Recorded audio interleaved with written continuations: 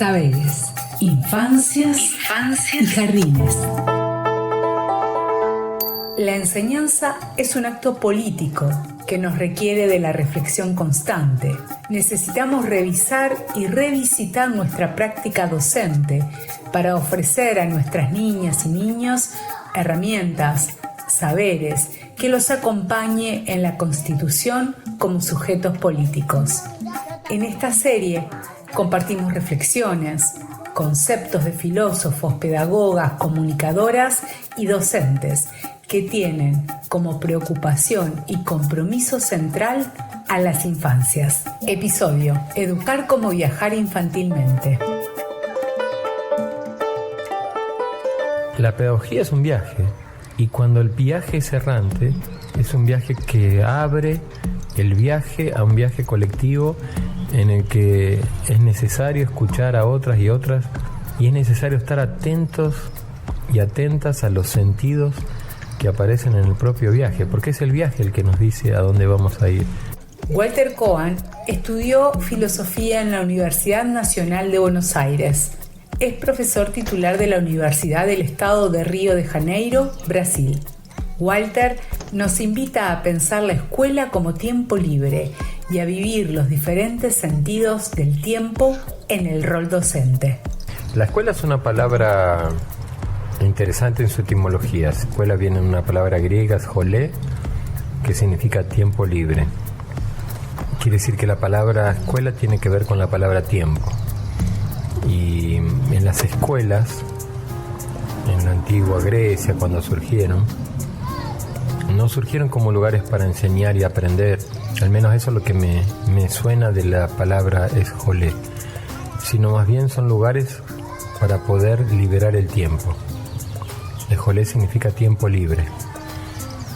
Quiere decir que una escuela es un lugar en el que hay una especial experiencia del tiempo, una sensación del tiempo que no es fácil encontrarla fuera de la escuela, que hubo que hacer escuelas para que se pueda liberar el tiempo de una experiencia más libre de la que es el tiempo social, que en la sociedad, aún hoy, sobre todo también en nuestras sociedades, el tiempo necesita ser productivo. Necesitamos mostrar si somos docentes, qué produjimos en el tiempo que habitamos el aula, si somos estudiantes, qué aprendemos. Y en cualquier trabajo se nos dice que producimos en un tiempo para justificar nuestro salario. Entonces la escuela pareciera que eso está suspendido, que eso no corre y que el tiempo está liberado para hacer cosas que en principio son improductivas, como el preguntar, el pensar, el estudiar, el leer, el escribir. Entonces esa es una potencia extraordinaria de la escuela en su raíz etimológica, que pienso que la institución escolar, a partir del desenvolvimiento histórico y nosotros ahora en sociedades capitalistas, productivistas, resultadistas, se ha perdido un poco. Entonces, en general, lo que creo y me gusta hacer con docentes es recuperar ese tiempo libre, liberar el tiempo para que los docentes sientan que sin esa exigencia de tener que producir algo o llegar a un resultado o alcanzar algo, se puedan ocupar de las cosas que no son productivas, como preguntar, pensar, pero tienen un efecto extraordinario en la persona y en lo que podemos ser y en lo que soñamos ser. Es importante distinguir, ya que venimos hablando del tiempo, al menos 2 o 3 sentidos del tiempo y de cómo relacionamos a lo que llamamos infancia o niñez con el tiempo. Porque la manera en que pensamos a la infancia o a la niñez está muy relacionada a cómo pensamos el tiempo.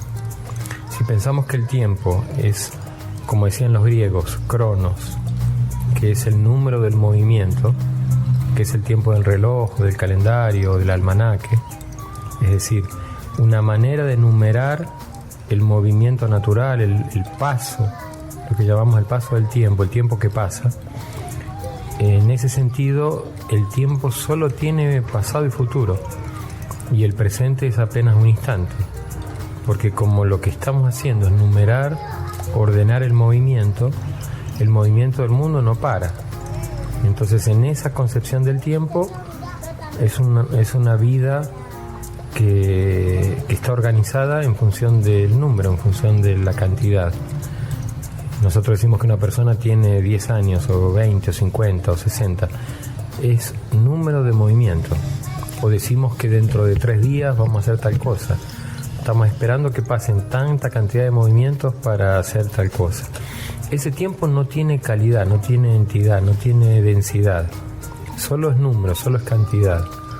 Una persona entonces sería, si está en la infancia, un poquito de pasado y mucho de futuro.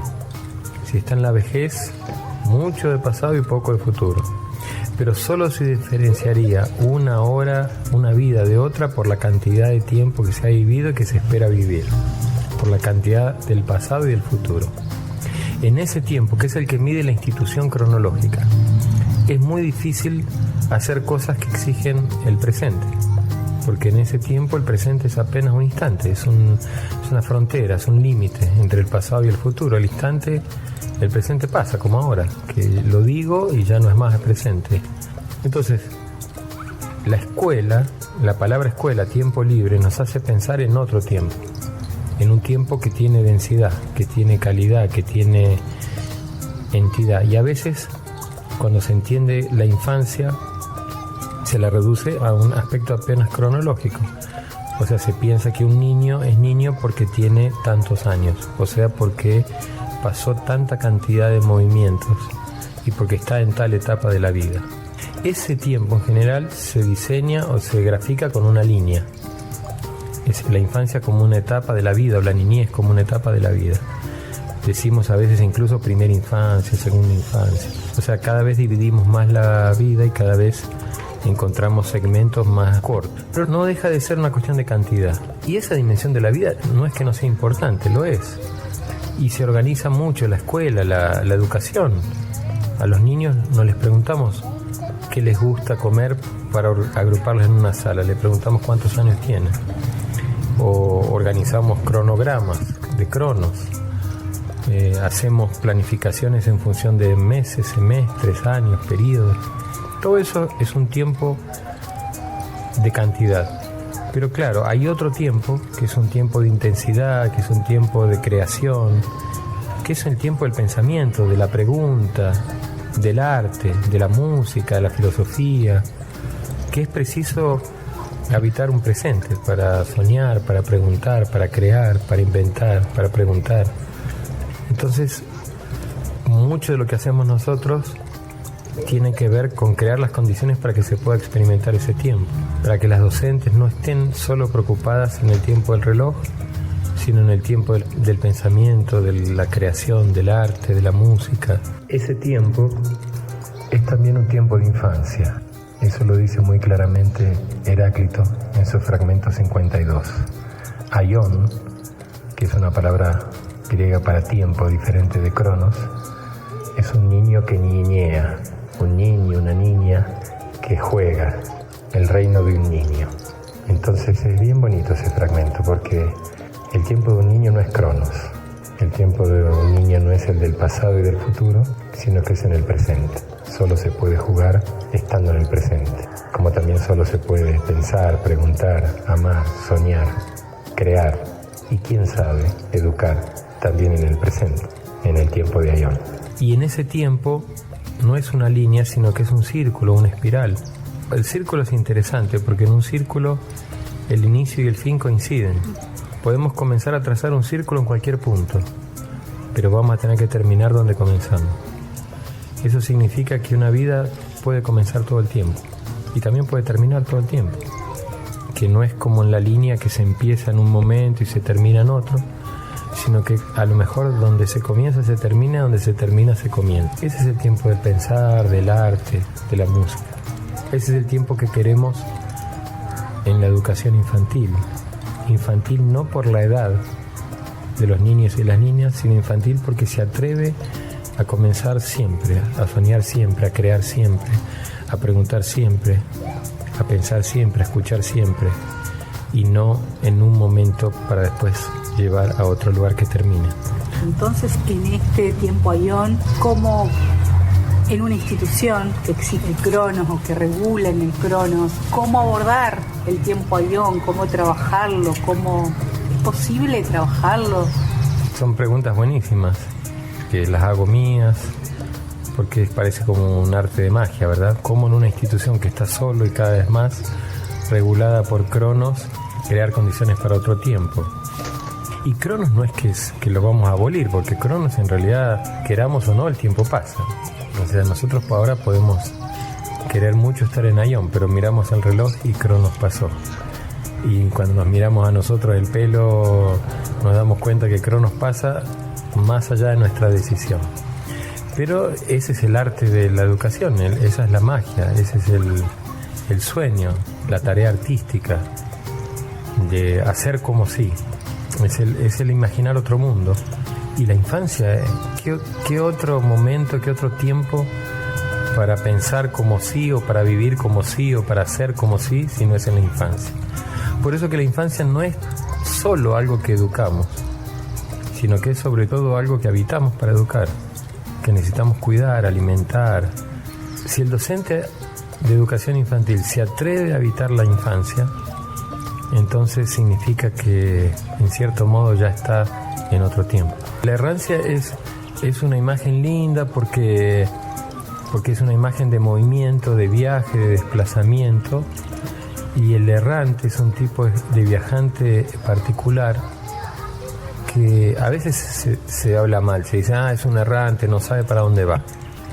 Pero en realidad el errante sabe muy bien que para viajar de verdad es una condición no anticipar el camino.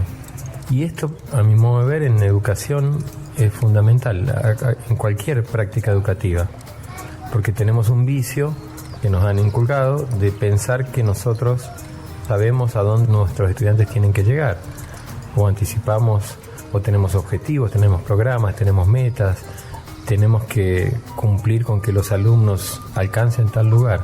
Y cuando sabemos antes de viajar a dónde vamos a llegar, no viajamos. Y la educación es un viaje colectivo.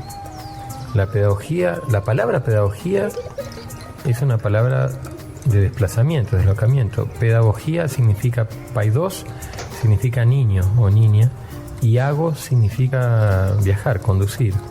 El pedagogo, los pedagogos en antigua Grecia no eran los educadores, eran esclavos que llevaban a los niños y a las niñas, sobre todo a los niños, a lo que sería la escuela, la palestra, a donde iban a recibir su educación. O sea, la pedagogía es un viaje, y cuando el viaje es errante, es un viaje que abre el viaje a un viaje colectivo en el que es necesario escuchar a otras y otras, y es necesario estar atentos y atentas a los sentidos que aparecen en el propio viaje, porque es el viaje el que nos dice a dónde vamos a ir, y no somos nosotros los que le decimos a otros a dónde tienen que viajar. Dirección Provincial de Educación Inicial. Subsecretaría de Educación.